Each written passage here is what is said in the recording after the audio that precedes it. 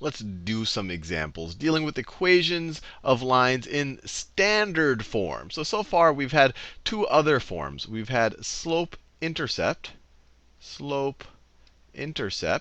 which is of the form y is equal to mx plus b. That's actually this right here. This is in slope-intercept form. We've seen point-slope form, point-slope in the last video. That's of the form y minus some y value on the line being equal to the slope times x minus some x value on the line when you have that y value. So the point x1, y1 is on the line. This right here is an example of point-slope form. And now we're going to talk about the standard form. And the standard form, right here, standard form is essentially putting all of the x and y terms onto the left-hand side of the equation. So you get ax plus by is equal to c. And I want to really emphasize that all of these are just different ways of writing the same equation. You can, if you're given this, you can algebraically manipulate it to get to that or to that. If you're given that, you can get to that or that. These are all different ways of writing the exact same relationship, the exact same line. So let's do a couple of examples of this. So here we have a line right here. We have an equation written in slope-intercept form. The slope is 3. The y-intercept is -8. Let's put it into standard form. So we just have to get the 3x onto the other side of the equation. And the best way I can think of doing that, let me rewrite the equation. Y is equal to 3x minus 8. Let's subtract 3x from both sides of the equation. So if you subtract 3x from both sides, so you subtract 3x,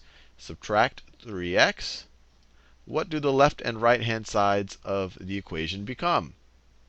The left-hand side becomes negative 3x plus y being equal to, the 3x and the negative 3x cancel out, being equal to -8. And we're done. That's standard form. Standard form right there. Standard form, I guess people like it because it has both the coefficients on the left-hand side. But it's kind of useless in trying to figure out slope and y-intercept. I don't know what the slope and y-intercept is when I look at it in standard form. When I like, my favorite is slope-intercept form because it tells you exactly the slope and an intercept. Point slope, easy to get to. And you can look at it and figure out the slope. But y-intercept, you have to do a little bit of work to figure it out. But at least you can just go immediately from the slope and a point to it. But anyway, let's go from this equation, which is written in point-slope form, and get it to the standard form. So we want to get it to this standard form, to the same type of standard form. So a good thing to do, let's just distribute things out. Y minus 7 is equal to -5 times x, -5x, plus -5 times -12, which is positive 60. Now we want all of the variable terms on the left, all of the constant terms on the right. So let's add 7 to both sides of this equation. So plus 7 to both sides of this equation. What does it become? Well, the 7 here, the minus 7 disappears because -7 plus 7. So you're just left with a y being equal to -5x plus 67. Plus 67. Now if we want this x term on the left-hand side, we can add 5x to both sides. So let's add 5x. Let's add 5x to both sides of this equation. And we will get y plus 5x is equal to, these cancel out, 67. Now this is pretty much standard form. If you really want to be a stickler for it, you can rearrange these two. So it'd be 5x plus y is equal to 67. And you are done. Let's do one more of these. So this is in neither point slope nor in slope intercept form. It's just in some type of intermediary mixed form right there. This looks like some type of point slope, but this looks like something different. So it's really not point slope. But let's see if we can algebraically manipulate it to the standard form. So we get 3y plus 5. Let's distribute out this 4. So it's equal to 4x minus 36. do exactly what we did in the last. And I'm using different notation on purpose to expose you to different things. So instead of doing it this way, I'm going to subtract 5 from both sides, but I'm going to do it on the same line. So I'm going to subtract 5 from both sides. And so the left-hand side of this equation becomes 3y, because these two guys cancel out. And that is equal to 4x. And then what is minus 36 minus 5? That's minus 41. And now we want the x terms on the left-hand side. So let's subtract 4x from both sides of this equation. So negative 4x plus, and then minus 4x. What does our equation become? Well, the left-hand side just stays negative 4x plus 3y. And the right hand, well, the reason why we subtracted 4x is so it cancels out with that. You just have a negative 41. And we're done. We are in a standard form. Now, let's go the other way. Let's start with some equations in standard form and figure out their slope and y-intercept. And the best way I know to figure out the slope and y-intercept is to put it into slope-intercept form.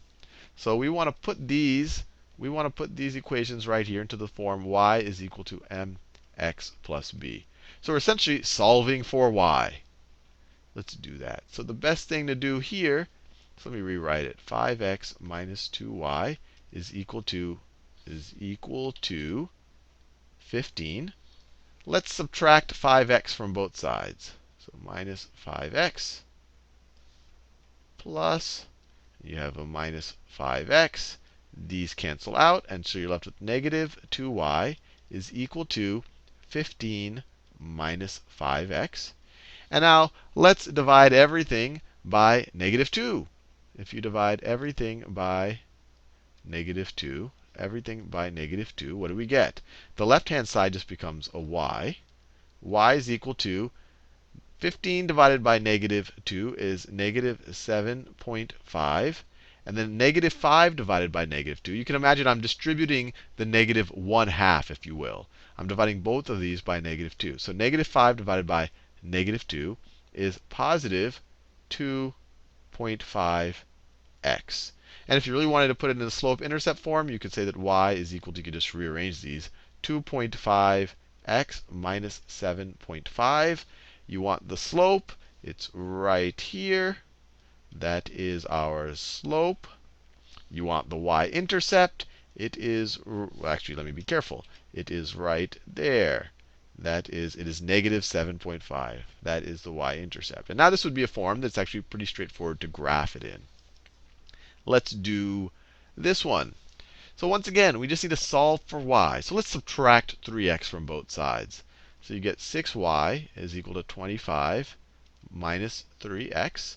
And then you can divide both sides by 6. So you're left with y is equal to 25 over 6 minus 3 over 6, or minus 1/2 x. If you really want it in this form, you just rearrange this. Y is equal to negative 1/2 x plus 25 over 6. Where is the slope? Here is the slope, negative 1/2. That is the slope. Where is the y-intercept? That's the y-intercept. That is our b. The point 0, 25 over 6 is on the line. Let's do one more of these. So we get 9x minus 9y is equal to 4. Just for fun, just for fun, let's just start off by dividing both sides of the equation by 9. You don't have to do it that way, but this is kind of a fun way to do it, because the coefficients here will immediately become 1.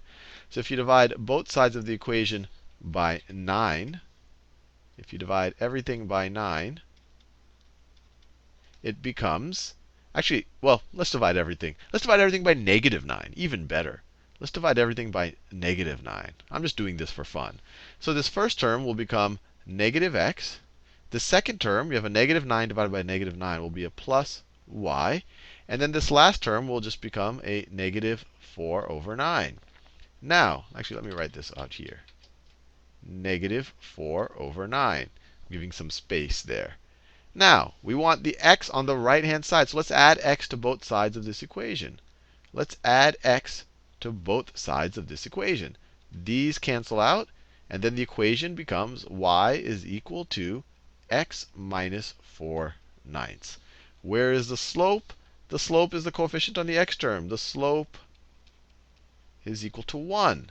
Where's the y-intercept? The y-intercept is right there. It is -4/9.